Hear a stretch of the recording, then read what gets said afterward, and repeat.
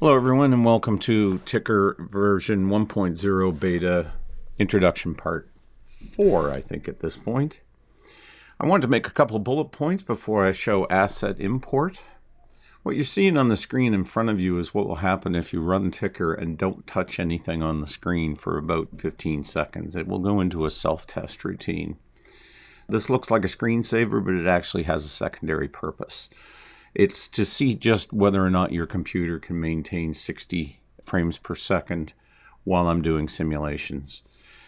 It's a simple test. You can just let it run, and up here in the right-hand corner, you'll see a frames per second count as well as sprite count, and you'll see that we have about anywhere between 20 and 60 sprites on the screen at once, depending on gravity. Gravity is cycling in a sine wave from about minus 400 to plus 400. So at times the objects will bounce and go upwards, other times they'll go downwards. If you can maintain 60 frames per second during this test, then your system should be fine with pretty much any of the simulations you want to do.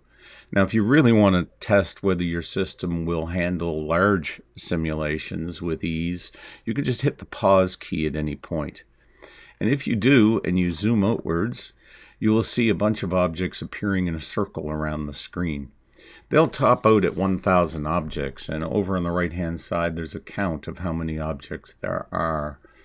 At the moment, mine has 139 objects, and is counting up at 2 objects per second. It will top out at 1,000 and won't go above it, but when you hit pause to release the simulation to start running again, all of those objects are going to shoot towards the center all at once. So they will generate thousands and thousands of collisions as they toggle through. So I'm going to release these by hitting pause, and they'll all go shooting to the center of the screen. And we'll keep our eye on the frames per second. Mine is at 60 at the moment. They go in, and I'm down to about 37 frames per second, and now it's climbing back up again. That's not a bad result. If you can maintain over 40 frames a second with all that 1,000 objects on the screen, you're actually doing quite well. Second bullet point, just a minor point. Yesterday I may have left the impression that everything can be built only on the flat. But when you're aligning objects, right now I'm in a placement routine to place a pinion. And you can see my wheel is on a different plane. The object align will still work on that. If you select object plane, you're asked for the object. Click the object. And now that pinion has changed to the right plane, and we're free to zoom in on that plane to place an object. You wouldn't have to do it with 2 gears, of course. I could have just clicked on the gear, and this gear would have rolled around in the right plane. But if you have 2 assets, this is a way that you can ensure your assets are placed on an appropriate plane for whatever you're trying to build. Third minor point, on the alignment button, if you select 2 objects and you're not in a placement routine, here I have 2 timing gears put on the screen, but they're not at the right height for each other. Selecting 2 objects when not in placement and then hitting align will align those objects. The first object is, again, the master. The second is the slave. So it's the same as saying take this object and match that object to it. In this case, we hit align, and the first object will jump into the same plane. This can be used on any objects, assets, or gears, but be cautious because it only moves the object itself, not linkages that are attached to it, unlike the Translate on Plane button does.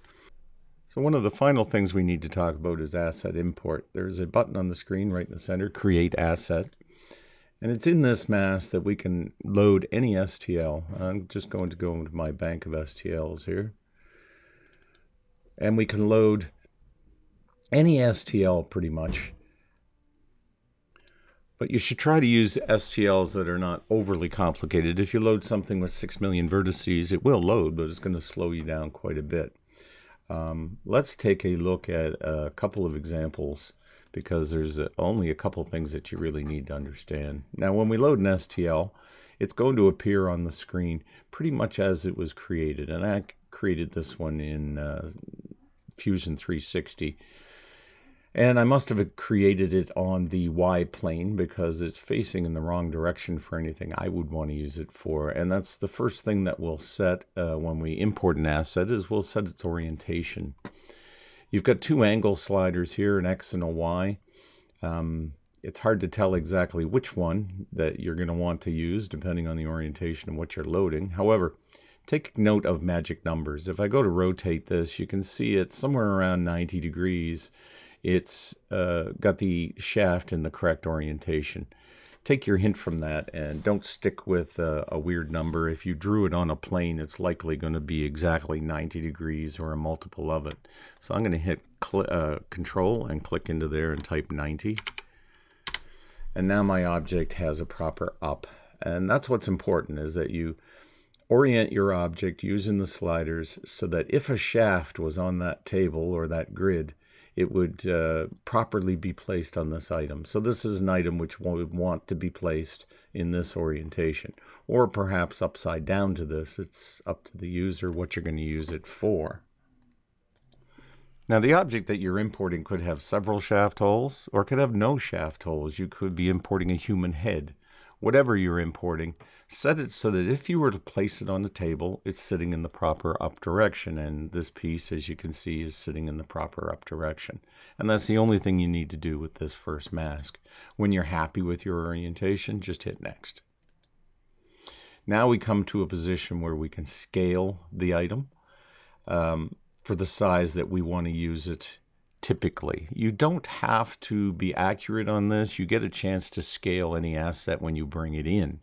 But this is simply to store it in a size which you would probably use it at, which means it'll save you from having to scale it when you do import it. You'll get a message here telling us the width and height and depth. Don't be fooled by the background grid. It tends to resize to the object. So always take note of your width, height, and depth. This is 10 millimeters deep. It's less than 2 inches wide. That sounds like a good scale to have something come in at. So I'm just going to hit Next. In this stage, we're going to set the position of the shaft, a shaft offset basically. So we are going to move our item over, back and forth with the sliders, until our shaft is centered on that grid that we're looking at down below. And as you can see, it's picky to set it, but you can set it back and forth until you find the spot which is close. Now, depending on what you're setting, the importance of how centered you are varies. If you're doing an escapement, and this is the ratchet for an escapement, you want to be very centered, because otherwise the fins of your ratchet will miss in their rotation, which incidentally was the problem in our escapement. But we'll go into that when we try to load a ratchet here in a couple minutes. Keep in mind that you can click into a setting. When you're close, we can see that we're somewhere around 3 inches here off. So I'm going to type -3, and then 0.6, not enough. Backspace, 9, not enough. So I'm going to go back to 4.5. And I'm just going to try numbers until I'm close, and then I bump the numbers to get it exact. You can see now as we look in, we're awful close now. We have the same amount of hangover on both sides, same amount of hangover top and bottom of where our grid is intercepting our shaft hole. So we're going to call that center. I'll hit Enter to complete that. Now, if you're doing something that's critical, you may want to rotate it so that you can see if the if the edge of your shaft hole is varying in the position on one of the grid lines. If so, you're not quite centered. If this is a critical alignment piece, like a ratchet on an escapement, play around with the numbers until you get it as close as you absolutely can. When you're finished doing that, just hit Next. This is the really important spot of an asset import. First, let me mention, we only set to one shaft. The piece that you're importing might have 10 shaft holes on it, and they might be at different orientations. It doesn't matter, because in Ticker you can place a shaft at any orientation on any asset. All we need to know is one shaft. So pick your most important shaft. This is the shaft that, if you were to place the object on the screen, a shaft will be created on that spot. Or if you were to mesh onto a shaft, that's the shaft hole that this object will slide up and down during placement. So just set one shaft up. It's all you really need is the most important shaft. Then we come to this screen. This is the hulls screen. This is what creates your collision mask. And collision masking is a known difficult problem in physics simulators. You cannot have concave shapes in a collision mask. Everything has to be convex. So this creates a convex hull, and it creates a number of them because one hull won't do it. The one most important slider here is this top one, max hulls. For most of you, you can simply shift this down to like 1 and say generate a hull. And as you can see, the program created a hull which is perfectly adequate for most things. But you can see from the shape of it, if something was to bounce off of this object, it would hit some awful irregular corners. It won't be able to see inside and so on. So this may not be enough for some people. I can tell you one reason I wouldn't like this particular mask is that it closes off this open window. As you can see, we have lines showing that there are vertices closing that off. In Ticker, you will not be able to select something through a hole unless the hole actually exists in the collision mask.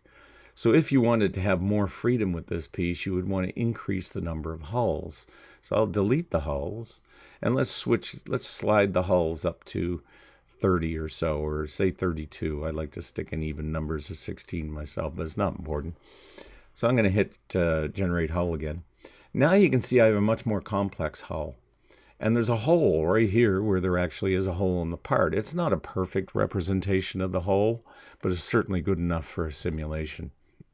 The rule here is to keep the number of hulls to a minimum that you need to use. If you want a hole here so you can click through it to select items underneath, it's good to have enough hulls for that, but you don't need so many hulls as to make a round edge on this arc.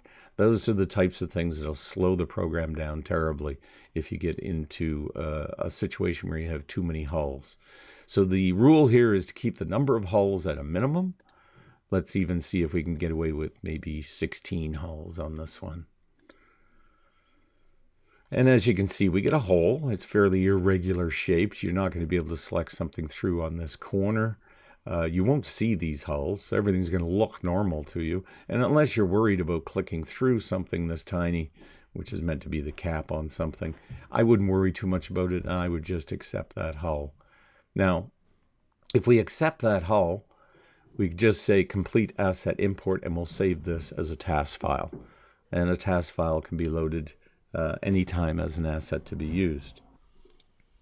Now on this screen we also have 3 attributes. You can expect this attribute list to grow after the beta to contain other things. These basically set a special property for your asset. In this case, we can tell the system that this asset is a switch or a ball dropper, or we can tell it to hide its shaft. If this is an object such as a head or something and we really don't want to see its shaft, we can select hidden shaft, and the shaft will not be shown in the runtime of the program. If we want it to be a ball dropper, we would just check ball dropper. And by checking switch or ball dropper, it means that when you select the object inside Ticker, you're going to get properties that allow you to set properties of a switch or a ball dropper. They become special objects. Ball droppers, of course, can drop balls or cubes. A switch can turn something on or off. It can turn a motor on or off, a ball dropper on or off, or any other item in the program which might have a power function. Something to be noted here is that if you select switch, that means when it gets hit by something, it will try to activate whatever it's programmed to activate, but it has one other property in that anything selected as a switch will shrink in the shaft axis, which is normally your z-axis, but it will shrink that object in the z-object when the switch is hit, and then expand it back out to normal size when the switch is ready to be hit again. And we'll talk about that in a few minutes about switches when we load a switch. But an object like this would have no properties, so we would simply say complete asset import and save it. And let's just save this as test asset. And save. And now in the program, we can go to our assets button. Test asset will now be there. And if we load it in, there's our object. We can now scale it, stretch it in and out to whatever size that we like, and then accept it. And now we go into our normal placement routine, which we've gone over before. I'll just accept it here. And you can see that when I accept it, a shaft appears. Now the shaft that appeared is way smaller than the shaft hole in the object, but that's the shaft size that we set when we imported the shaft. There was a slider there to set the shaft size, and we didn't set it, so it came in as a small object. Now, you can, because we have a mask that allows us to see through this hole here, I can select the work table by clicking on the hole. This is not true unless you have a collision mask or a set of hulls that encompass this hole, that allow it to be a hole. Otherwise, you would just see this as a solid object. Clicking here would select this object. Keep note of this, because if you put a large gear that you've created with the spur gears, you note these spoke holes on the gear. These are not collision masked at creation. A gear is just created as a disc with teeth.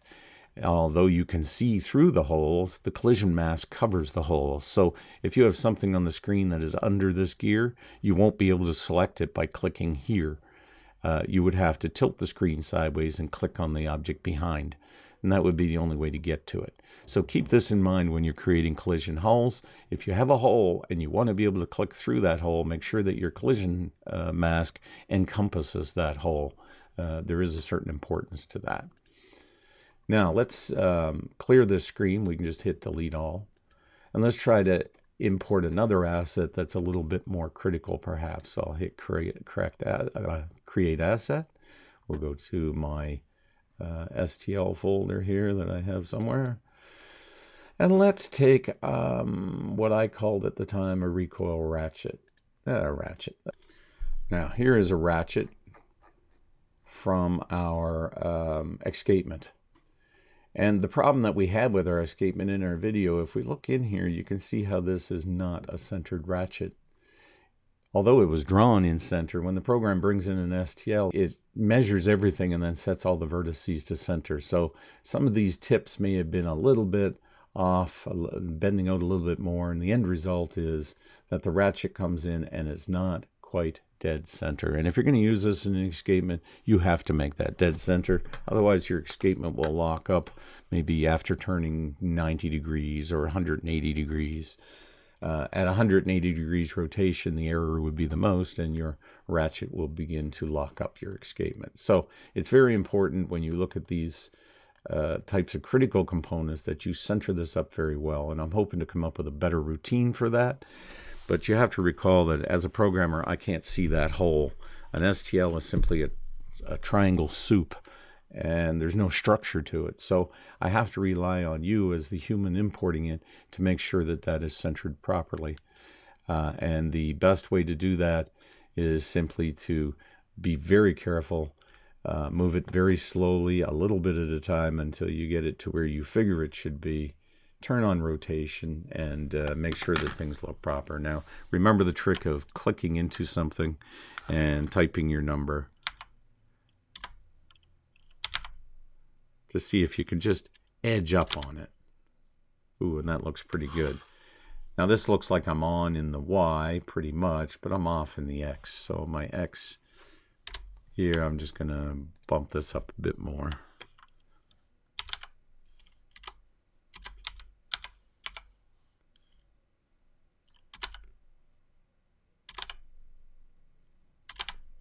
And that looks much better.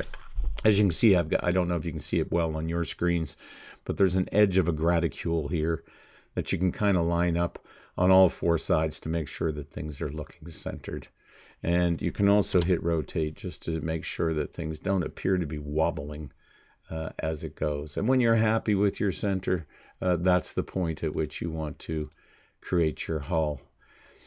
Now, I want to generate a hull on this one too, because this shows the critical nature of some hulls. Let's try this with the 16 hulls that we had generated before. Now, you can see that this successfully created windows in our gear, so we'll be able to click through it and stuff. But if we look at the teeth, you can imagine that an escapement relies on this straight edge here when it connects with its pawls. It can't have these sloped edges. That would not be appropriate at all for an escapement part. Although if you were just using this on the screen as a part for something else, it may be completely appropriate. However, this is not good enough for us for an escapement. So I'll hit delete hulls and we'll raise this up to maybe 50 or 62 hulls. Let's go 64 hulls. This is the default the program will start up as 64 hulls, because even on complex things it tends to do quite well. Now you can see the difference. We have very good windows, and if we look at our edges, a few of them are off, but on an escapement what we're most interested in is the tips. And if we look at these tips, we can see that they're very straight edged on their primary edge, and for the most part I would be happy with this as an input. Now you may have more critical needs, in which case increase your hulls. Let's take another look at hulls. You can increase your hulls up as high as you like. The thing to keep in mind here is the more hulls you have, the more vertices you have. The more vertices you have, the slower you're going to make the program. This may not bother you when you only have 30 items on the screen, but if you have several thousand items on the screen, it would begin to really eat into you badly if you have a lot of hulls. So beware of having too many complex parts. The rest of the selections here you can play with. They can, varying them may bring you into a tighter control around teeth and so on. But for the most part, the only thing you really need to switch is this maximum hulls button. You can take it up to ridiculous numbers, but again, be concerned about the number of vertices that you are creating. As you can see, when I move that up over 100 hulls, it takes this quite complex part and it really dresses it quite nicely so that it will work well for you. But again, you don't want to have too many parts on the screen if you're going to use a hull which is that complex. Once you're finished with something like this, just save it. I'll call this a recoil ratchet. I think that's what I'll just call it, a ratchet, and replace my old one. Now that's how you deal with assets. You can bring in as many assets as you want, make your library as large as you wish. One other example I'm going to show you quickly. Here I just have a block, and the only thing in the block is a shaft hole. And you'll notice that I've created a hull for it that covers the shaft hole. Never worry about the shaft hole when it comes to hulls. Your shaft will never collide with your hull, and it'll always work fine no matter what your collision mask is. So you can ignore the holes. You're going to find with convex hulls, it's the small holes that cause you the most difficulty. And while you can get a good hull of this, if I increase from the 7 I have back up a ways, you'll see I can get a fairly good hull. Some of it's covered, but it's not important at all. So don't waste vertices on a shaft hole, on any of the shaft holes, because you can always place a shaft anywhere on the object over a hole and create a shaft in that spot after it's imported. All right, enough said on import assets, I think. The final thing that I'll talk about before I finish assets is MTAS files. Here in the assets, when you look, as I stated before, we have TAS files, which are ticker asset files, and then we have MTAS files, which are mechanical ticker asset files. And I'm not going to open one here. I have a project on my screen that I created from assets. It's got little toggles for pawls. It has a ratchet ring, and it has a couple shafts.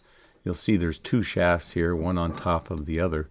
The top shaft belongs to this ring. The bottom shaft belongs to the round disc. So this becomes a spring ratchet. If I were to hit run, you can see the 2 tabs come out, and now this acts as a proper ratchet. Each of the pawls has a spring setting to it, and you could use this in any device. And once I created this as a project, I then saved it as an MTAS file, and you can do that in your main menu. You'll see Save as Mechanical Asset. If you do that, let's save this one. You'll be asked for a single line announcement to put on the screen at the import time of this mechanism. This is because I'm hoping anyone who makes a mechanical asset such as this will post it to the website, and any good assets will just simply roll into the release of the program. So if you want some fame, you can add your name into something like this. I just typed Arts Spring Ratchet.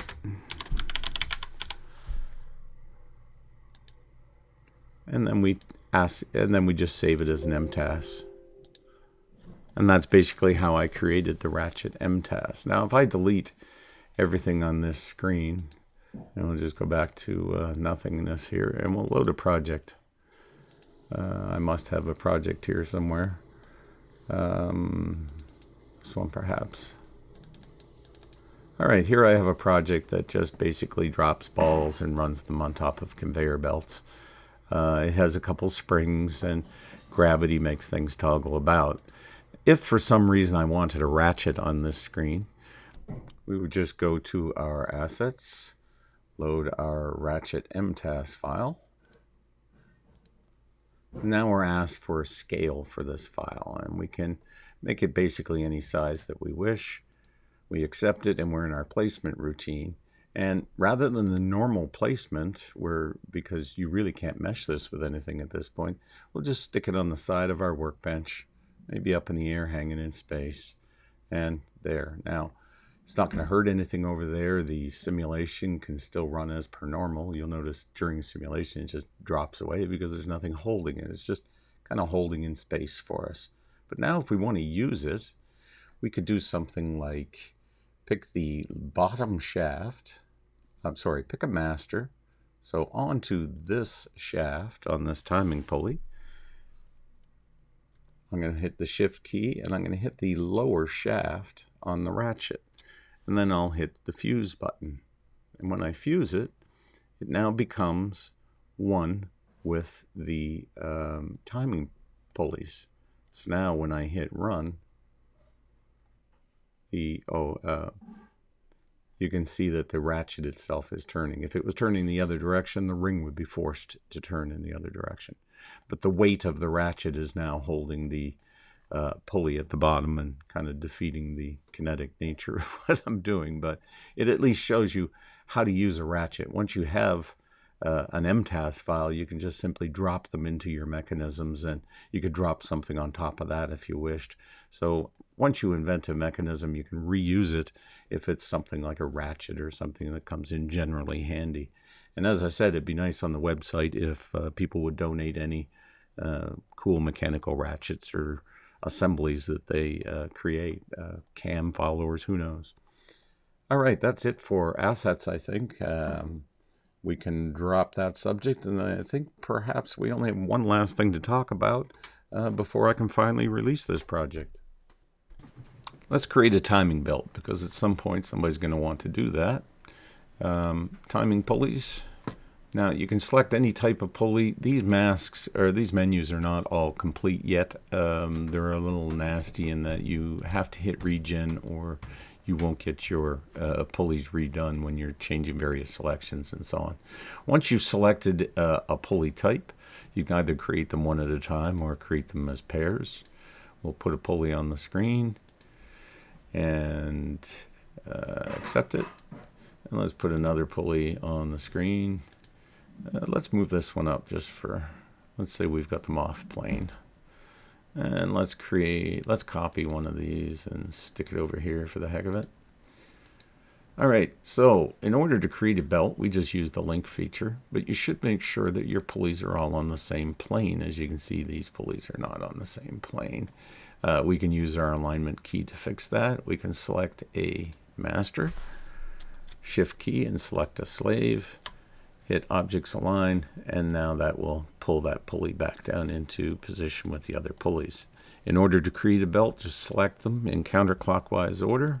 1, 2, 3 with your shift key held, and hit the links button, and a belt will be created. These belts are the only object in Ticker which do not exist in reality. The belt, I only create one tooth, and I play some games in your GPU to create the rest of the belt links.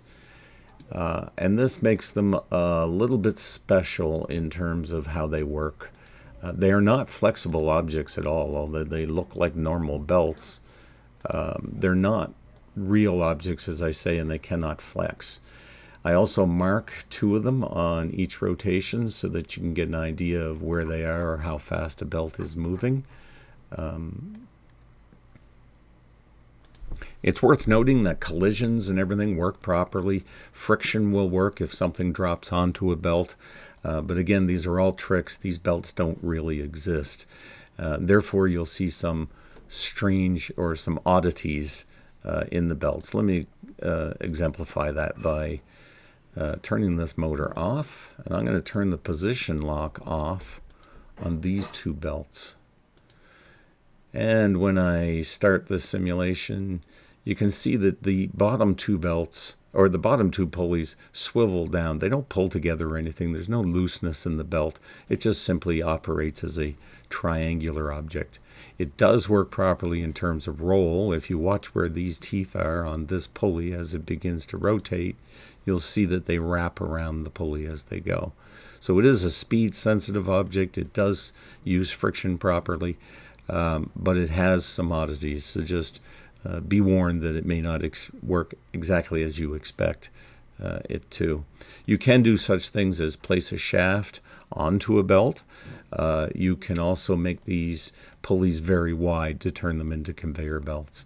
I'll be interested in seeing what kind of animations folks can come up with. We'd love to see any YouTube postings that someone might make. You won't be able to post videos on our website. The videos from these things will simply be too large. I also haven't added a video button yet. I will be adding one so that you can create MP4s of whatever your favorite contraption is. So all that having been said, I think that we're pretty much ready for release within a day or two. I will be posting it online, and I'll make an announcement at that time. Keep in mind this is beta. You're going to find menus that you like and don't like. There's going to be things changing over time as I get suggestions on what would work better for you, what you enjoy and what you find clunky. There are still things to be added. We have rotational springs. We don't have linear springs. You're going to find all these settings as you go. I'll be open to any questions on the website at all so that I can explain in detail how some of these things work. I hope you've enjoyed these videos. I hope you enjoyed the beta. Keep in mind it's a beta. No one has played with this other than myself, and it's been almost 3 years in creation. So it's absolutely impossible for me to tell how it's going to work on your system, if it'll work at all. So I'll be very interested in any feedback that you have to offer. Thanks, and I hope you have a good Christmas.